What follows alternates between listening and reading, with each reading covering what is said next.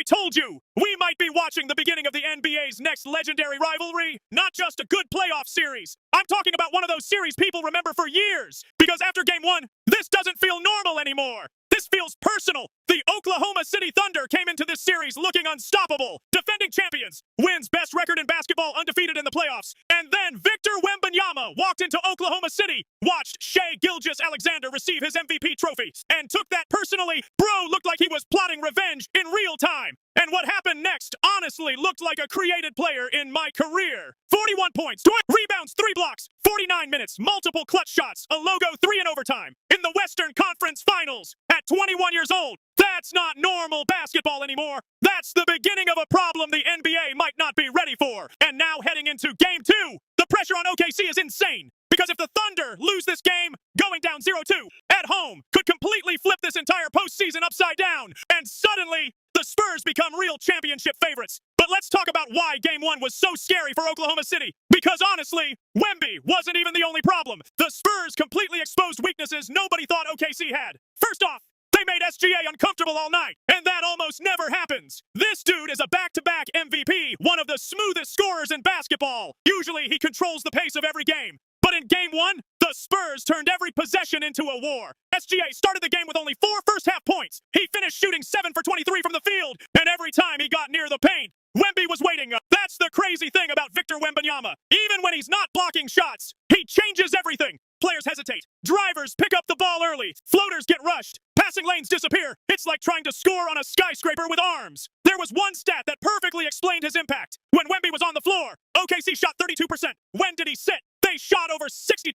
That is defensive dominance. And honestly, I don't think OKC has figured out what to do yet, because nothing they tried worked. They threw Alex Caruso on him, a 6'6 guard, against a 7'4 alien. That looked like somebody accidentally switched difficulty settings. Then they tried Chet Holmgren, and this matchup was supposed to be special. The two unicorns, the future of the NBA, the rivalry everybody's been waiting for. But Game 1, Wemby completely outclassed him. Chet only took 7 shots in double overtime. 7. And defensively, Wemby bullied him inside, shot over him, and controlled the glass. That's a massive problem for OKC because Chet is supposed to be their answer. If your best rim protector can't slow Wemby down, then what exactly is the solution? And now Mark Daigneault has one of the toughest coaching decisions of the season. Heading into Game 2, do you go bigger? Do you double more aggressively? Do you force the ball out of Wemby's hands earlier? Because if he gets comfortable again, this series could spiral fast. But here's why this matchup is becoming must-watch basketball. It's not just superstar talent. It's the style clash. The Thunder want speed, spacing,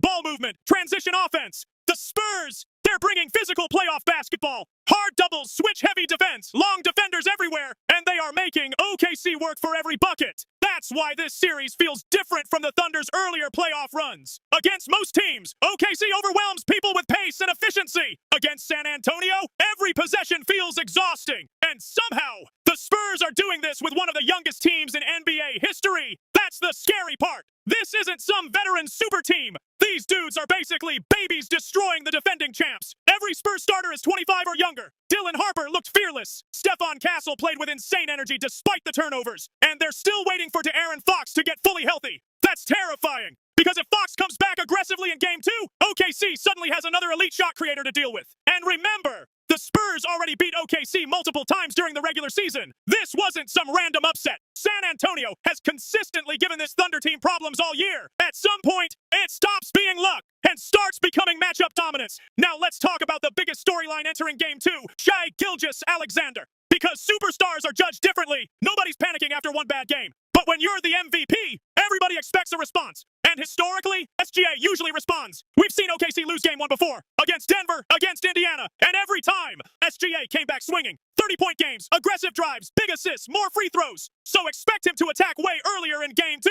I think we're going to see OKC try to spread the floor more and force Wemby into uncomfortable defensive situations. Maybe more pick and pop with Chet. More movement to drag Wemby away from the paint. Because if Victor just camps under the rim again, it's over. But even if SGA bounces back, there's still another issue. Who else creates offense consistently? Caruso was amazing in Game 1. 31 points, 8 threes. But realistically, you can't depend on Alex Caruso to save your offense every night. J-Dub has to be more aggressive. Chet has to play stronger. The Thunder need secondary creators badly because San Antonio's defense is too good to let one player beat them alone. And can we talk about the atmosphere this series is creating?